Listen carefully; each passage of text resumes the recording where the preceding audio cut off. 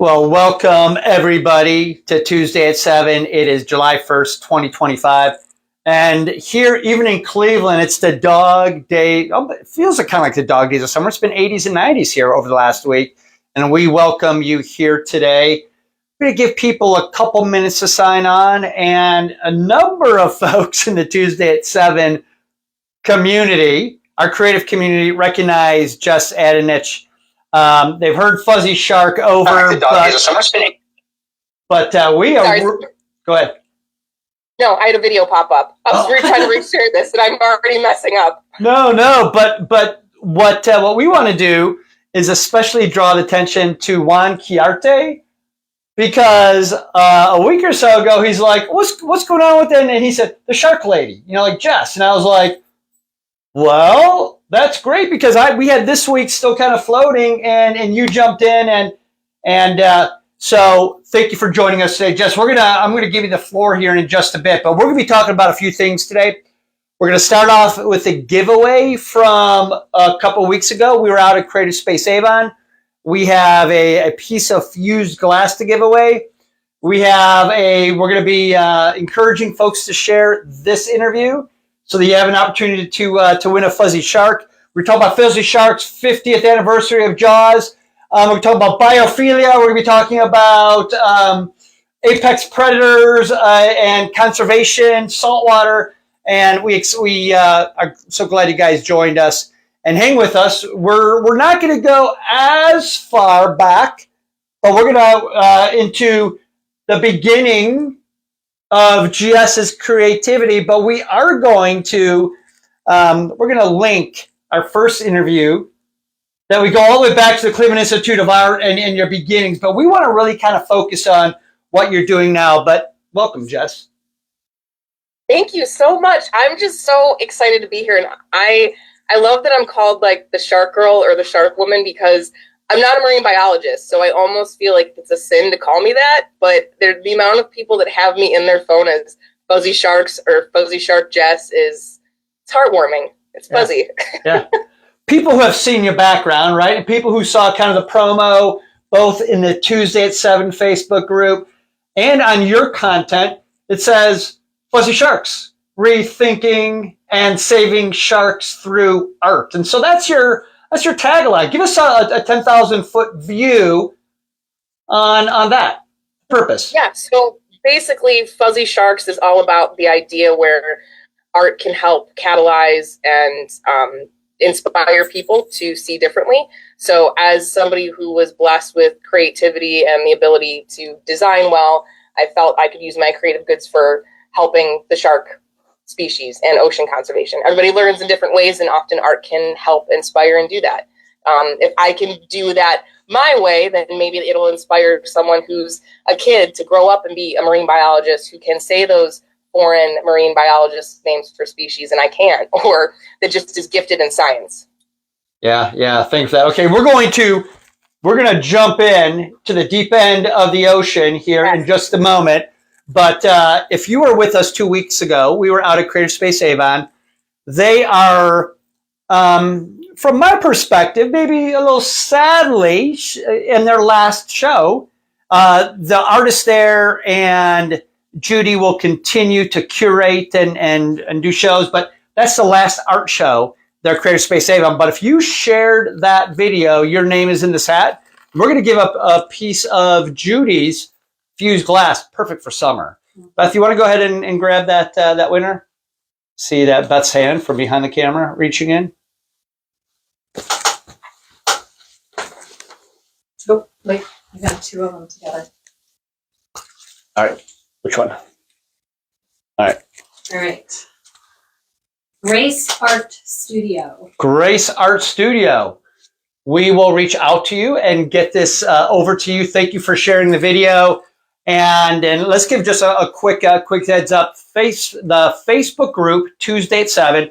It's an excuse to get together once a week, mostly digitally. Sometimes we have in-person gatherings, and we bring artists of all kinds of different mediums. And a lot of our artists are from Ohio, but Jess, you were former Ohio, now down in the Tampa St. Pete's area.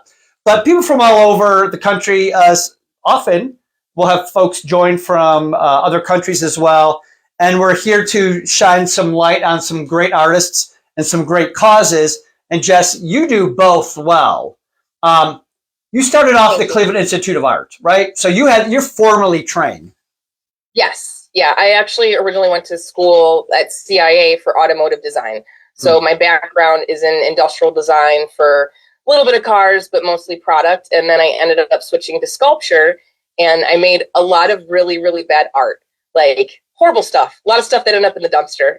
And then one day I remember going to Joann Fabrics with one of my best friends, Meg, and buying prom fabric, and said, you know what, Meg? We can't have any pets. I'm going to sew myself a goldfish, which doesn't make any sense, but I cut out the pattern and hand sewed it. And then my mom was like, you should use our sewing machine. And I'm like, no, I'm artsy. I'm going to hand sew it. Ended up making 2 fish, then a stingray, a 6-foot lobster, a sea turtle, all these things. And my professor was like, you need to figure this out. This is bizarre. It's weird. Please bring this in the studio. And that's when actually Shark Water in 2007, and don't quote me on that, I can't remember what year it came out, but Shark Water is a documentary that was about the shark finning industry that kind of really made it mainstream. And after seeing that, I just felt like this whole rush of emotions from when I was little and having that connection to loving fish and sharks and octopuses and whales, it just came back to me. And seeing a documentary where the fins are being cut off of an animal and it just drowns to death, I felt like I had to do something. And, you know, that was honestly the reason I switched from industrial design to sculpture, was that I didn't want to spend my life designing coffee pots. I wanted to do something that would make a difference in the world. And, you know, here I am with Fuzzy Sharks now. And what we'll say is we met Jess. It was quite some time ago. I mean, it was, what's your guess, Beth? And we'll ask Jess because she probably has a better recollection. 12, 14 years ago, maybe? It had to have been 2012, 2011, because it was when I was working for TRG Reality as a digital retoucher. And it was before I worked at Mace, and I got invited to an art exchange party, and I was like, that sounds fun. Booze, art, and fun people, why not? and at that gathering, guess what we walked away with? Yes, I forgot you guys have the lobster. We got the 6-foot lobster. The lobster. And this is this is absolutely amazing. And so one of the first times that we met Jess, we got a 6-foot lobster. Anatomically, really, I mean, you spent a lot of time on this. Yeah, I do. When I sew sea creatures, I actually research them in depth. And for whatever reason, my brain's really good at breaking down shapes into patterns. And that took a long time to do. And even the tag says AdanichDesign.com, Jessica and Adanich. So we're cool. And it's signed, by the way. I don't know if you remember signing it. Yes, I do. Yeah, but we became fans of Jess the very first time that we met, and we are still fans of yours as well. But these critters, right? Your goldfish, your 6-foot lobster, those predated Fuzzy Sharks, or am I incorrect? Were those pre, or were those? Tell us about the order. They definitely predated, because essentially they're classified as soft sculpture, but really they're giant stuffed animals. And in the art world, you could make giant stuffed animals, but I'm not going to be the next Jeff Koons, right? I'd love to be, but that's not, exactly the case. So I needed some sort of concept to connect what I was making to, a point to get across. I mean, that's the purpose of artwork, is that we all have a message or something that we want to say, and we make something to communicate that.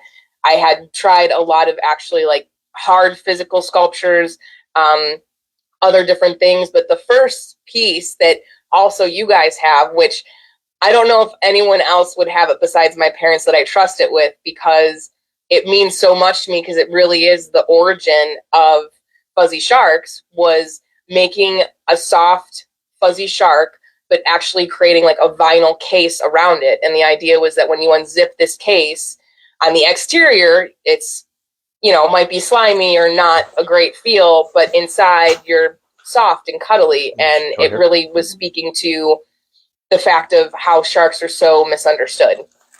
So, Jess, we are pulling the camera off of you because we have this giant shark here, which will swim its way back down to Tampa at some point. But tell us about it. So you created this vinyl. It looks and it feels shark-like, and on the inside was the giant fuzzy shark. Yes. And it's really weird to go to Joann Fabrics and buy fabric. And they always ask you, like, what are you sewing? So when I'm like, oh, a shark case or like shark body bags, they don't know what to say. When I pull this out of this casing, Jess,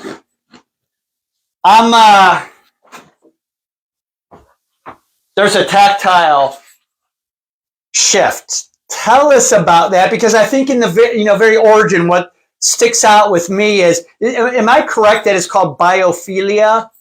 Yes, it is. Correct. So biophilia is the scientific theory that we're naturally drawn to things based on how they look. If we think about it, God made babies to come out super adorable, because if they came out looking not adorable, we wouldn't want to take care of them. We naturally are drawn to kittens and puppies and things that are cute. Conservation efforts, statistically, the majority of the money goes to animals that are cute, polar bears, dolphins, when polar bears kill more people a year than sharks do. But because they're presumed cute, because we associate physical looks with attributes when that might not be the case, so the idea was, if sharks were fuzzy and adorable, would we think about them differently? And the amount of people that I would have that conversation with, I could literally see like a cartoon light bulb go off. It was like, oh yeah, no, I don't like the way they look, so no, I'd rather hang out with a polar bear. It's that disconnect and making people rethink, which I think also hits home because we as a society do that to each other. We judge people based on how they look, the cars they drive, the houses that they live in. And, I joke with people, they ask, well, why are you so into sharks? And I'm like, it's because they're misunderstood just like me. I think it puts into reality that you're judging a creature when you have really no place to judge it. It's living in their home, in its home, the ocean, and you're going in there. And if you get bitten, it might mistaken you for a seal or something. It's not because it's going after you to eat your whole body. Yeah.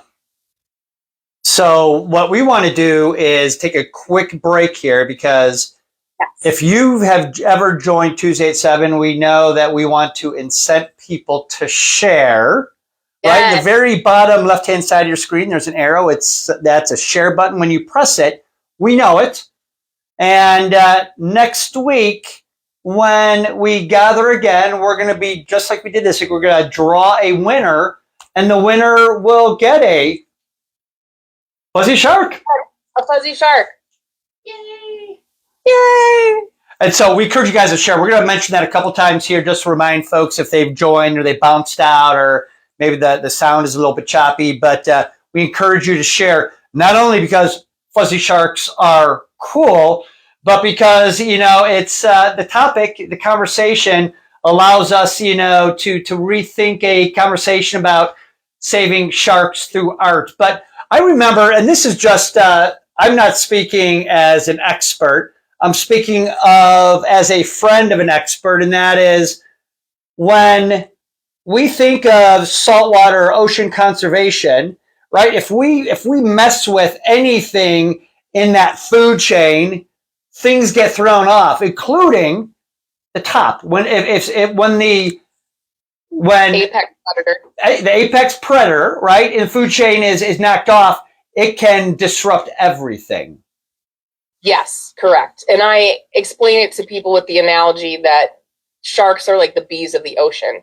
If we lose them, then everything else is out of whack. We see it in our own like forest and other environments here on land, and the same thing happens with the ocean. So if you go scuba diving or snorkeling and you see like a brown reef, something that's just kind of like dull looking, that's more or less a dead reef. A reef should be incredibly thriving with all these different species there, because if you watch Finding Nemo, like you have the big guys down to the small guys, and everybody kind of keeps each other in check because everybody has a job to do. Just like here as human beings, we have a job to do, and the way for nature to thrive is that every little species has their job, and you take one of those factors out, and you lose it all. Yeah. With you had mentioned finning, but I want to go back to finning, so I'm going to put that in the parking lot, right? Yes. Because that's such an important thing. But I want to go back because Ron Chiarte, who requested this interview, he was like, it is the 50th anniversary of Jaws, and so I want to pick your brain again, right? Because back in the 70s, when I was young, I was alive, and I remember seeing that. I remember the music. I remember seeing the hand up on the beach with the crabs crawling around on it, and I remember maybe some fear that I could, draw its origin back to that movie. What is your perspective on Jaws? Is it good? Is it bad? Is it how does that affect the treatment of sharks and maybe other conservation efforts? And I've been thinking about this question ever since you said, let's do this interview, because it's so complex. It's like a gobstopper. Yeah. I'm not a fan of the movie because I love sharks, and it does put sharks into quite a negative light. It portrays, which is really fascinating, because if you think about the amount of time that the shark or a portion of the shark is shown in the movie, it's very, very small. I don't remember the timestamp. I think it's only like a minute or two, but the psychological effects of the unknown, of the water and below it, what's below it, and there's this monster and whatnot. And as a creative, 50 years later, yes, they didn't know what they were doing, right? And now you look at today, and sometimes you have to go through really awful things or have bad things happen to have something good come out of it. And there's so many, there's a lot of knockoff movies, Sharknado, which is horrible, and, Megalodon and Meg that are horrible movies. But we have this entire shift in our society because of Jaws happening. A lot of sharks died for sure. But now it's coming back to how do we conserve them? And they really are misunderstood. And there's places now saying, okay, it's the Jaws 50th anniversary, but instead of talking about how scary they are and whatnot, let's change the narrative, which I think is very, very exciting. And the power of art and culture. The fact that a movie came out and it created such a ripple effect across the entire world. People were literally going out in kayaks and canoes and killing sharks. Trophy hunting increased, finning, long line sea fishing happened a lot more. To now we have across the entire world conservation groups that are just for saving sharks. That's not something that we would have seen a few decades ago even. I think that your point of that the movie Jaws created such a psychological impact on those that watch it, because it really was the music, it was the hype, it was the unknown, it was the dark water, it was the above water versus the below water scenes. Yeah. Certainly a psychological thriller. I remember and I don't even think I saw the full movie when I was little. I saw Jurassic 1 because I love dinosaurs, obviously. When it came out and I was young, my dad took me to see it. And but I remember swimming in my aunt's pool, and if there was a shaded area of the pool, that's obviously where the great white or orca is. It doesn't make any sense, but as a kid, your brain, and even as an adult, there's certain areas that maybe the basement's really dark or it has a creepy vibe. We psych ourselves up and we don't want to do it because a lack of information or education, we fill in with what we perceive or what we want to put in there. And that's unfortunately is what happens with sharks. People have this irrational fear about them and some other species based on how they look or what they've been told versus doing their own research and having an understanding of the reality of it. So it really is, filling in that lack of education. You had mentioned before that polar bears kill more people than sharks. Do you have anything else that kills more people than sharks? Any other little data tidbits? Cows and mosquitoes And we certainly, as human beings, car accidents, there's a lot of things that kill more people than sharks. And if you look at it, the people that unfortunately lost their life due to a shark attack, it's because they were bit most likely in an area that was a major artery and they bled out. It's very rare that you have a shark attack that the shark is continuously like chewing, going after someone. And I would be willing to bet, I don't know every shark incident, but at that point it might be a chumming situation. There's a lot of boats that use chumming, which that means where you have a bucket of cut up fish and blood, you throw it in the water to attract the sharks. And if you're in the water or a cage, that can create a really awful, dangerous situation. But there was a really unfortunate situation actually down here in Tampa Clearwater area where a little girl was bit. Horrible. We have more sharks coming towards land and a lot of other sea creatures. That's a whole different conversation. But she was bit. It's not like Jaws where it tried to pull her down. It wasn't what we would think it would be, because chances are, they say, and there's studies done on this, if you look at somebody on a surfboard or on a float from below, you look like a seal silhouette. So it's kind of like an oopsie nibble, a very dangerous, awful oopsie nibble, but you're also in their house. Like if somebody walks in my house, it's not going to be good for them if I don't want you there. You know what I mean? Like, yes, especially if they look like a snack, right? Yes. Yeah. Oh, yeah. If you look like a snack, like if a sugar cookie with sprinkle walks through my door, like, yeah, you done. There might be an oopsie nibble, right? Yes, exactly. Yeah. I was out with a friend today, Ed, and he said, Roger, did you hear about the orcas that are biting sharks and biting their livers? Is that true? Yeah, are you aware of that? Well, I'm not specifically about the liver situation, but I do know that orcas, they're a incredibly smart species and they're pack hunters. And they are known for teaming up in their pods and going up against a great white. And you'll see a lot of orcas actually attacking boats that humans are in or just messing with them because they're so intelligent. They just want to see what will happen. It's kind of sick. But I think any animal that is so blatantly like black and white, like I don't care if you see me, I don't give a crap, you probably should fear. They're, aside from I think like giant squids, they're really the only ones that will super aggressively go after great whites. Yeah, something. Yeah, I would not want to be in the water with orcas. Yeah. Do giant squids eat people? Are there any? Are you aware of giant squid people attacks or? I don't have many stats on giant squids. I need to get on that. Well, what we do know is that calico sharks eat little squid.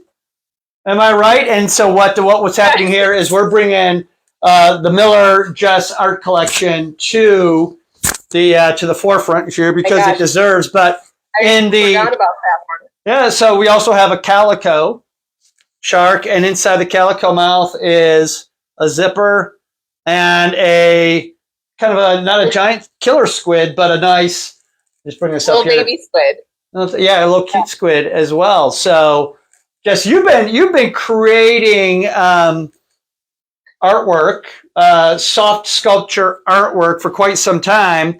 And a lot of it is water, or should I say, maybe more specifically saltwater oriented. What's the fascination with saltwater? Honestly, I feel like our oceans, it's the biggest portion of the earth, right? And we know more about space than we do our actual oceans. And for me, I personally have a faith, and I feel that there's so many things in the ocean in the way that they are designed. It just proves that there is a God or, the universe, a cupcake in the sky, Buddha, whatever you want to call it for what you believe in. But it just really, looking at the cuttlefish, oh my gosh. I once pitched a city sculpture, like art installation pitch about doing this giant cuttlefish sculpture that would actually change colors. Because if you look at them scientifically, they're just fascinating. You can put a cuttlefish over like a chessboard, and it will instantly try to mimic the colors of the chessboard. Its skin is made up of different layers, and those layers have pigments that they instantaneously, I don't know how they know this, they just pull it to make whatever color to match. They're like water super ninja chameleons. And when I think about that, I'm like, there has to be a God. Like, who? I mean, maybe he was smoking something when he designed it, but it's absolutely amazing. And I think about all the other sea creatures in the ocean, and I love it. I don't know. Maybe in a past life I was in Atlantis. Like, I had an angel reader one time tell me that I was a high priestess in Atlantis, and I was like, that tracks. I'll take it. And so much so that you decided to leave the beautiful land of Cleveland, Ohio, and jet set south. Yes, I sometimes have a problem where if I decide something, like, it's happening, and I had a small inclination in my gut that I needed to move to the water before I, left this earth, because I felt like I didn't want to get on my deathbed and think about all the things I could have, should have, would have done. Life is incredibly too short. And I tried, as you guys know, for a very long time to make Fuzzy Sharks work in Ohio. And even before Fuzzy Sharks, it was called Ocean 4. And I was trying to do artwork on all these different species. And when I moved down here, I rebranded, and it was like, okay, take what you do in your design agency, because a lot of people know that I have a full-time design agency, and really rebrand it. Think about, what is your mission? What are you trying to accomplish? What are you creating? And create a new name for it. And ever since I've done that, people have connected to it. And being in an area where it's not out of sight, out of mind. Cleveland, people joke that the whale building, the painted whale building, that everyone's like, oh, that's what's in Lake Erie. Like, it's a joke. The lake started on fire like 15 times. Like, whereas when you live on the ocean, you care much more about it because you're here, you're with it. And there's been such a much more positive reception in my ability to get my artwork out there and seen, where I go to shows now and people come just for Fuzzy Sharks. And as an artist, that's something that I had always hoped and prayed would happen in my life, that people would be so receptive of my artwork and ask for me to be on interviews, to want to hear my opinion about the Jaws 50th anniversary, because I'm the shark girl. Like, that's stuff that probably later I'll cry happily about, because it's very, very surreal to be at this point. And in life, you have to take risks sometimes, and sometimes they work, sometimes they don't, but you just figure out how to navigate it. Yeah. We miss 100% of the shots that we never take, right? Yes. Yeah. You had mentioned, and we want to make sure that we add it to the provide a link. But you talked about your design studio, and what is the name of your design studio, by the way? Design Pod. Design Pod. Which, because everything I do has to be nautical, obviously. And it's interesting because I also have Design Pod Tactical, which is a division of the company. Design Pod itself is branded with this like bright blue happy whale. Basically what we do is branding, which is your logo and all of those assets that go along with your logo.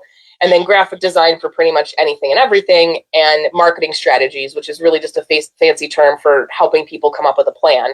But a few years ago, I realized that after working for Mace for 6 years prior to starting Design Pod, I would go to these tactical or, firearms shows, and people are like, you have a bright blue whale card. Like, what do you know about the tactical industry? I needed to create a division to kind of speak to that. And that logo has an orca, because what better creature than an orca for the tactical division? Yeah, and that is a smart offshoot, right, of your creativity, for sure. Thank you. Yeah, it's people are always like, so guns and sharks and plush animals. Like, I'm like, yeah, I just live a very interesting life. Just go with it. Yeah. And I know that if folks have joined us partway through, or if you just kind of have been speeding around watching this recorded session, it is July 1st, 2025. And here on Tuesday at 7, really the gift back to our community and to Jess is a share. And if you hit the share button, it's an arrow at the very bottom left-hand side of your screen. I think it's left-hand side. We know it. And you could share it. If you've never shared a video, when you hit that share button, it'll allow you to share to a group, to a friend, maybe to a specific art group or saltwater conservation group. But when you do it, we'll know it. Your name will go in the hat. And next week when we meet, if your name is drawn, you get the opportunity to win what, Jess? Dana, Dana, fuzzy shark. Fuzzy shark. And we have to give a call out to Juan, because if it wasn't Juan's request and tying together the 50th, anniversary of Jaws, we probably would have, would have certainly not met right now to get an update with Jess. Jess, you had mentioned before finning, right? Yeah. And so for those of us land lovers, I guess, I could probably have taken a guess and may have gotten to it, but give us the box top view of finning and why learning about it was a turning point for you. Yes, and people are still learning about it, which fascinates me, because for me it's so shocking, and I feel like it's much more of a known issue than it was 10, 20 years ago. But it's the process of them cutting the fins off of a shark. And it started in the Ming Dynasty in China in centuries ago, 1600s. And they used the cartilage of the fin, to add to the soup to add texture. It doesn't actually add any taste. I've never had it myself, but Gordon Ramsay did it. And if you know me, you know I'm obsessed with Gordon Ramsay, so I trust him. So it's a horrible process. And because you're on a boat, you can only take on so much weight. And shark fins are worth so much more money than the actual meat of the body of the shark, that they throw the body of the shark overboard. And yes, the shark dies. They're not geckos. They don't regenerate fins. They can't live. And so thousands and millions of sharks have died from the finning process. And because their gestation period is so long and they only have so many pups, their ability to combat how fast we're killing them, their population rates have massively dropped, which is very, very sad. And that's a major issue, especially in third world countries, because you have these families that they live off of that income, and it's super tragic and they don't know anything better. But we do also have a lot of issues in more civilized countries with import-export laws where things get through. There's also a whole thought that cartilage of sharks can, for medicinal purposes, help you for various reasons, help cure cancer or do X, Y, Z. And that's not really the case. It's very similar to, tusks of an elephant or horns on a rhino. It's just kind of the water version. And so when I heard that, and if you ever watch footage of it, it's just, I physically, and anytime I see any sort of animal cruelty, like I physically want to throw up. Like my insides hurt. And Beth, I see your face. There's just something about it. And I think when I saw shark water in the documentary, it was like, okay, what can I do? And at that time, I had designed a logo that says, "Stop Shark Finning." And I had printed out like this 8-foot banner out of 8.5 by 11s, because I taped that shit together and then put it up. College kid, I wasn't going to actually print an 8-foot banner, and had it on my studio window, because my window to my studio actually was on like Euclid Avenue, so people could see it. Over time, I started selling stickers.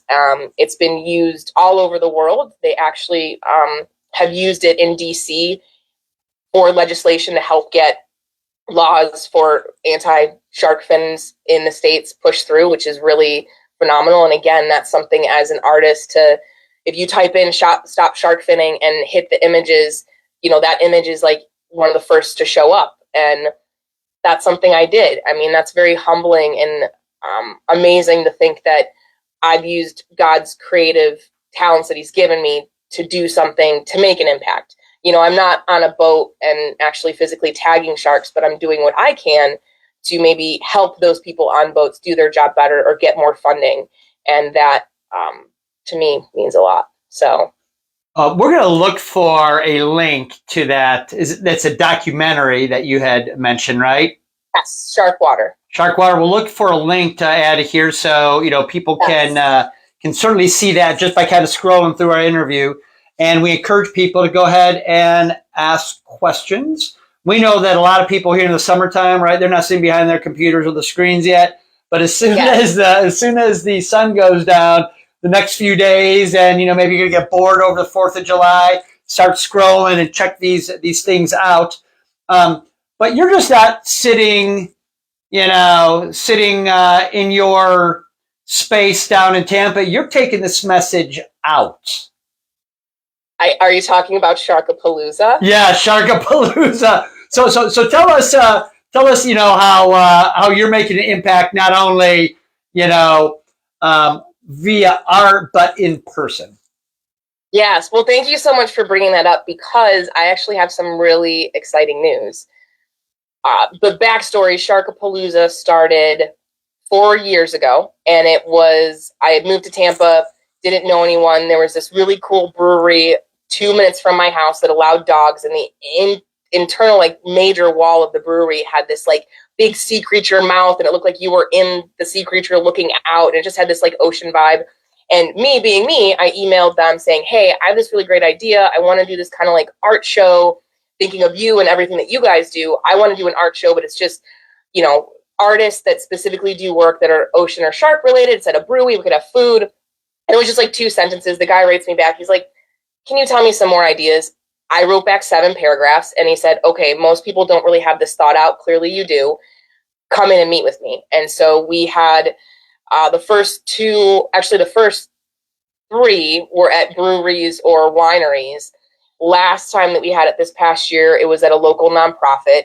And each year it's growing bigger and bigger. And I'm learning from our mistakes, because obviously when you do an event, you have to learn from what could be done better.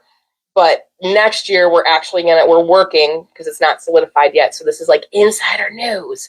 We're working to have it in Clearwater area, actually in a public park.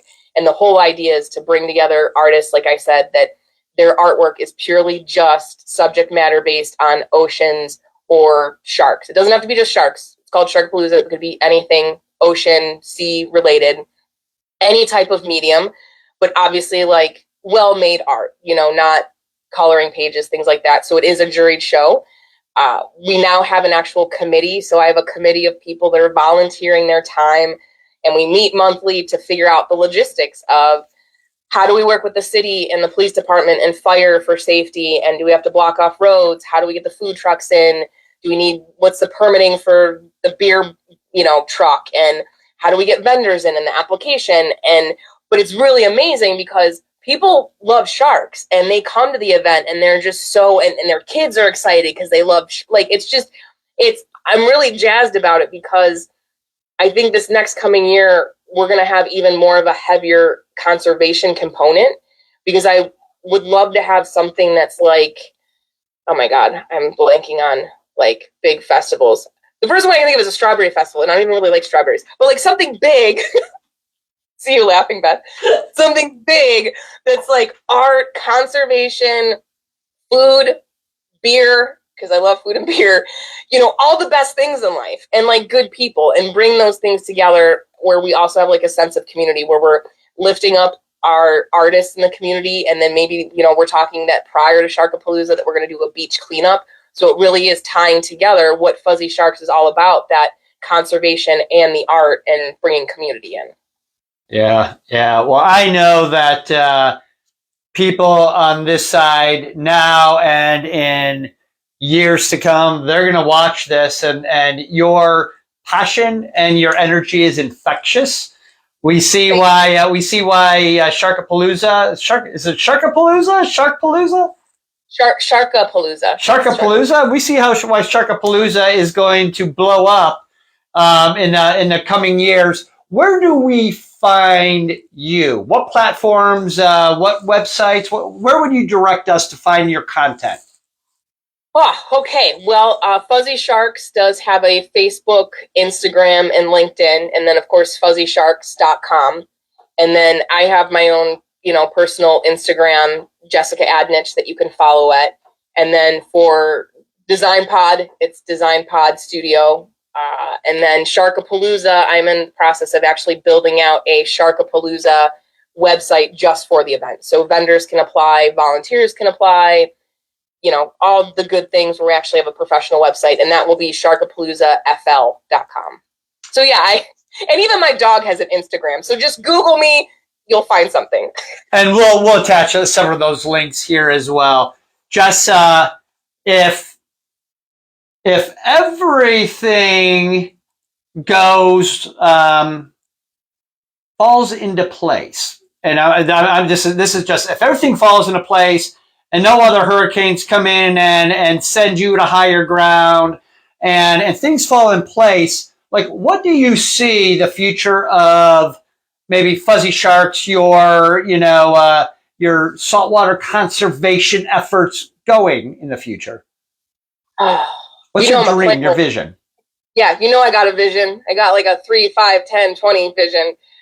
I would say, but I also, again, like, we make plans and God laughs, right? So they can always change. But now when I think about the vision, the guidelines I have for it, the general path would be, I would love for Fuzzy Sharks to take off to the point where, honestly, I have capital to design the other products that I have in mind. I would love Fuzzy Sharks to become a product-based company where there's educational toys and books and coloring sheets and all those things that I'm creating, designing, and selling, that maybe Fuzzy Sharks ends up having a nonprofit portion to it, because right now Fuzzy Sharks is a purpose-driven organization, so I donate every year to a nonprofit, but right now a nonprofit, I just don't have the bandwidth to do that right now, so I'd love to have that component, but then in conjunction with growing Sharkapalooza. So I feel I'd like it to be this like end-to-end system of product design, interaction, education, events, where it's a full circle end-to-end, company and brand. Yeah. Well, we are excited to continue to watch the evolution of Fuzzy Sharks, of Sharkapalooza. I remember when we first stole your 6-foot lobster in our living room so many years ago. And we're so excited because it wasn't too long ago that, during COVID, that we gathered some folks kind of in an underground. I know Jim Cermak and Joe was there and Jimmy Lango was there. And you're like, I want to find a place that can help me create a fuzzy shark, small fuzzy sharks. Well, yes, that's the case. But like even before that, it was because of the mastermind group that we did during COVID,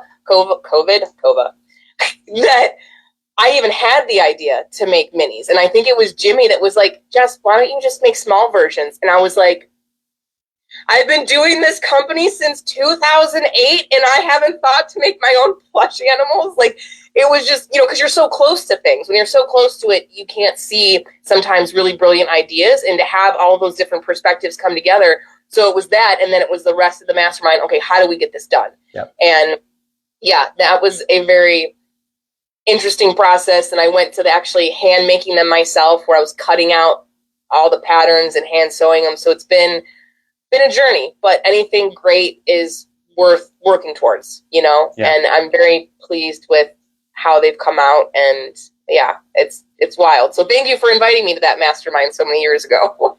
And you inspire Beth and I. You inspire the Tuesday at 7 community. You inspire people in sometimes the colder states and the warmer states, and we're gonna watch.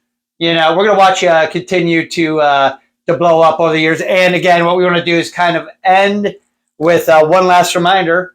Right, a couple years ago, you couldn't get a fuzzy shark, but now if you share, you have the chance to win one. And then if you don't win one, you have the opportunity to buy a fuzzy shark to give away to a loved one, or to throw up instead of another useless pillow thrown up on your bed. Now you can throw a fuzzy shark up there, and then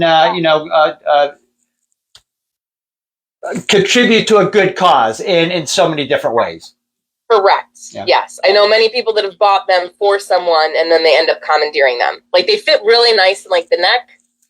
Good airplane pillow. It'll start conversation with others. Yeah. Full of ideas. Jess, thank you so much for joining us today. We don't want you to leave, but we're going to say goodbye to the Facebook community, and we're going to continue to catch up here. Guys, thank you so much for joining us today. We encourage you to share this video. Thank you, Juan, again, for suggesting a retouch with the Shark Lady. Thank you, Jimmy, for the idea of fuzzy sharks. Thank you, Jess, for certainly what you do, and we appreciate you guys joining. We'll catch you next week. Thank you.